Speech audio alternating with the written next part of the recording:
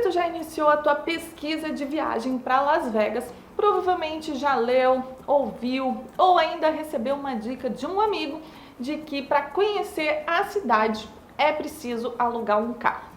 Mas será que é isso mesmo? É imprescindível ter um carro em Las Vegas?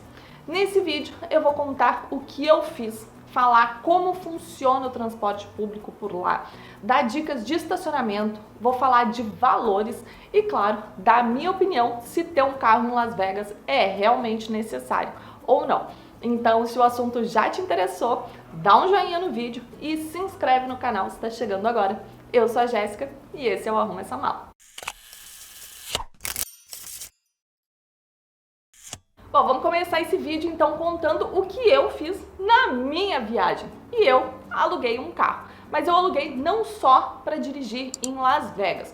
Como eu cheguei nos Estados Unidos por Los Angeles, eu utilizei o carro para conhecer essa cidade também, o que me possibilitou, por exemplo, conhecer alguns locais distantes do centro, como Santa Mônica. E eu fiz também uma road trip pela Rota 66, no percurso aí entre Los Angeles e Las Vegas. Então, para o tipo de viagem que eu fiz, com o tempo que eu tinha disponível, ter alugado um carro foi a melhor decisão possível. Até porque, por exemplo, falando de valores, não foi tão mais caro, se fosse anotar tudo aí na ponta do lápis e fazer esse comparativo, mas principalmente por ter me economizado muito tempo em deslocamento e ter me proporcionado total flexibilidade para decidir o que eu queria fazer. E me foi muito útil, principalmente nesse trajeto da Rota 66, em que eu pude parar em vários locais históricos ao longo da estrada. Todos os vlogs dessa viagem vão aparecer linkados aqui em cima. Mas o principal motivo mesmo que me motivou a decidir alugar um carro antes de começar a minha viagem foi a deficiência de transporte público nessas duas cidades, principalmente Las Vegas, que é o foco desse vídeo. Tem um outro conteúdo aqui no canal em que eu falo sobre como foi esse procedimento de alugar o carro, como é que são as estradas por lá, como é que são as regras de trânsito, como é que é abastecer o veículo, valores, etc. O link vai estar aqui em cima. Bom, vamos falar agora então sobre alguns pontos da dinâmica de Las Vegas que são importantes de se levar em consideração na hora de se decidir se vai ter carro ou não, como vai se locomover por lá. O primeiro ponto específico é: se tu vai te hospedar pela Day Strip e tu só pretende fazer turismo pela Day Strip, eu particularmente não vejo nenhum sentido em ter um carro por lá. Isso porque tu consegue fazer tudo caminhando, mesmo que tu caminhe bastante. E eu garanto, tu nem vai sentir se tu caminhar 10, 15 quilômetros, porque tu vai entrando num cassino, vai entrando num resort, uma coisa emenda na outra, tu nem percebe. Mas caso tu sinta a necessidade, esteja lá muito cansado e queira pegar um transporte para ir de um ponto a outro, tu pode tranquilamente utilizar um táxi ou um carro de transporte particular. Uma corrida de 10 quilômetros mais ou menos dá cerca de 10, 12 dólares, ou seja, não é caro.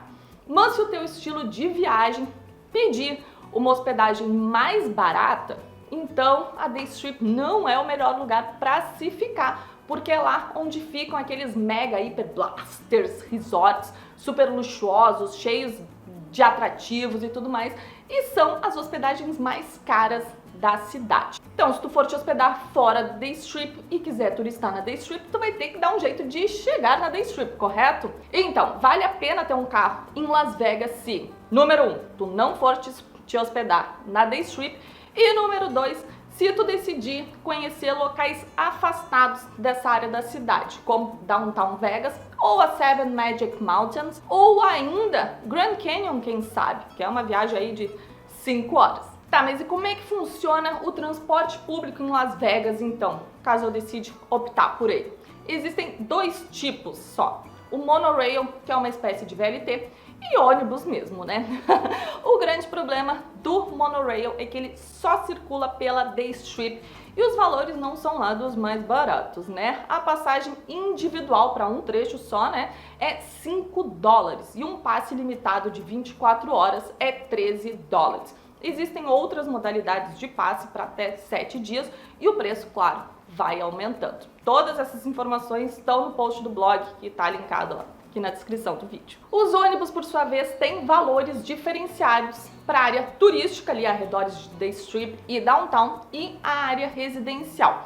Um passe de 2 horas custa $6, sendo 3 para a área residencial. Se tu decidir utilizar o ônibus, eu julgo que vale muito mais a pena tu comprar o passe ilimitado de 24 horas, porque ele custa $8 para a área turística e $5 para a área residencial.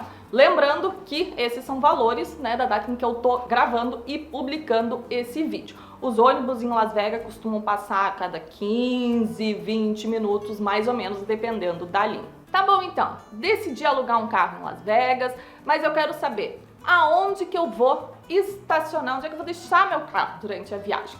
Pois bem, em Las Vegas tem 2 tipos de estacionamento, como em qualquer lugar do mundo, não é mesmo? Os pagos e os gratuitos. Na The Strip, boa parte dos resorts cobra pelo estacionamento, inclusive dos hóspedes, vale ficar atento. Mas até a data de publicação desse vídeo, existem alguns que não cobram nada, não só dos hóspedes, quanto para qualquer um que quiser ir lá visitar, fazer uma jogatina no cassino, enfim, são eles, ó: Encore, Planet Hollywood, Hill, Palazzo, Venetian, Treasure Island, Tropicana e Wynn. Tem alguns outros resorts, por exemplo, que dão a primeira hora de graça e daí depois tem algum preço diferenciado.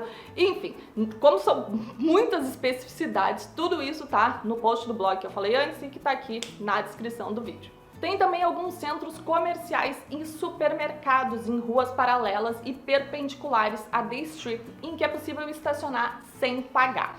Mas antes de entrar nesses estacionamentos é importante ficar atento, porque vários deles têm lá uma placa logo na entrada, alguns são bem grandes, outros não são tanto, então é fácil passar desapercebido, dizendo que se estacionar ali e não estiver consumindo no local, esse veículo está sujeito a reboque. E como a gente sabe, né, que nos Estados Unidos a lei se cumpre de uma forma assim muito mais efetiva do que aqui no Brasil, né, é melhor não arriscar. Em Downtown é bem mais fácil de estacionar, porque essa é uma região que tem muito mais cara de cidade mesmo, é a área antiga, né, de Las Vegas, então as ruas são mais estreitas e tal, e é possível estacionar na rua.